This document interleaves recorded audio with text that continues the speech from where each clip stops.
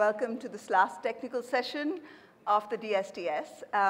We have the topic of gender, the core issue in sustainable development. And to speak to this particular topic, I have a wonderful set of panelists, 1, 2, 3, 4, 5 men and 1 woman. So do not ask any questions on this particular balance, because we are going to be addressing all the issues that you could possibly be concerned about. But to set the context, I'm going to make a very quick presentation. Is this on? OK. We're going to be talking about gender inequalities because the gender concept is extremely wide. And we're going to look at it in the context of where are the gender gaps and what difference do they make to sustainable development outcomes. So this is mostly from some of the reports of the World Economic Forum and the Yale University Environmental Performance Index. And you see here that you have the global gender gap, which has been kind of calculated across 4 domains: economy, health, education, and politics. And there is quite a good reduction in gender gaps. In fact, the gender gaps, remember, these are not levels, but these are gaps within a country. So if in a country you've achieved 77% education of men and 40% education of women, then that gap is of 30% or so. So it's a gap. It does not matter what the level is. So the global trend is that for education and health, this gap has been reduced. It's almost equal. It's 96% for health and 93% for educational attainment. But for economic participation, it's 60%, the gender gap, and for political empowerment is 21%. And this gender gap is least in North America, if you go down to the regions, and it's most in the Middle East, and all the regions are out there. In the interest of time, I'm not getting into the details. Here you find the regional differences across sub-indices. You have the educational attainment, political empowerment, economic participation, opportunity, health, and survival.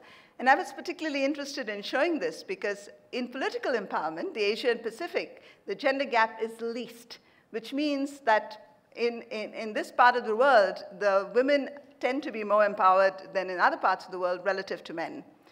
And this is the kind of differences you find in 3 big economies: India, China, and the United States. And again, it's very interesting to see that India does better than the United States in terms of political empowerment, if you look at the gender gap. What does that include? It includes women in parliament, women in ministerial positions, and years with female head of state for the last 50 years. So on this account, India is actually doing very well. So what is the connection between this and sustainable development incomes? And sustainable development outcomes. And I've picked income, human development, competitiveness, and environmental performance. And you see here, this is a relationship between income and the gender gap.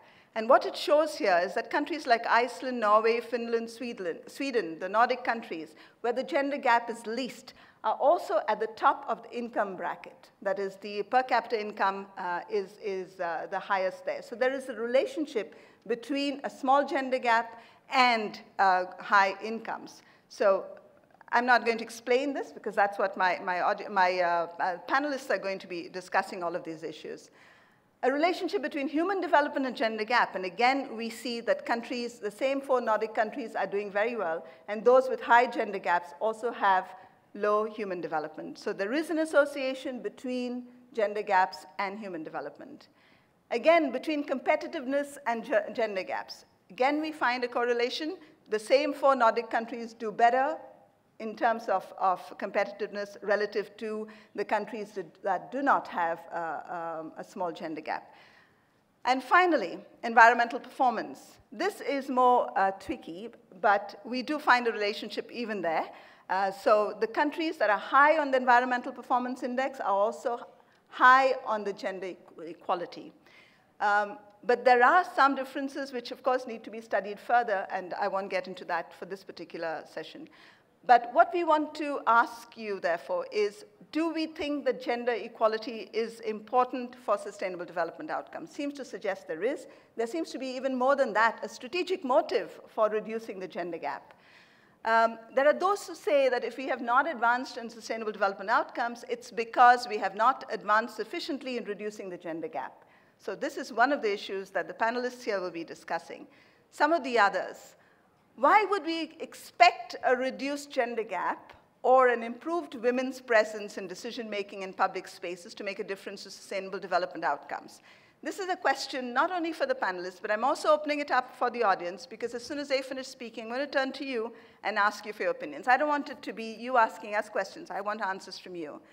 How can gender sensibilities be included in the thinking around the green economy?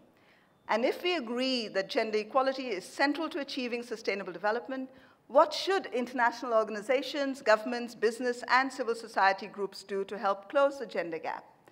Ladies and gentlemen, this is just by way of my opening statement. I'm now going to turn to my panelists, and I'm going to ask Professor Veena Sikri to start the conversation. I'm not going to introduce any of them. You have their bio notes. This will save some time. Thank you.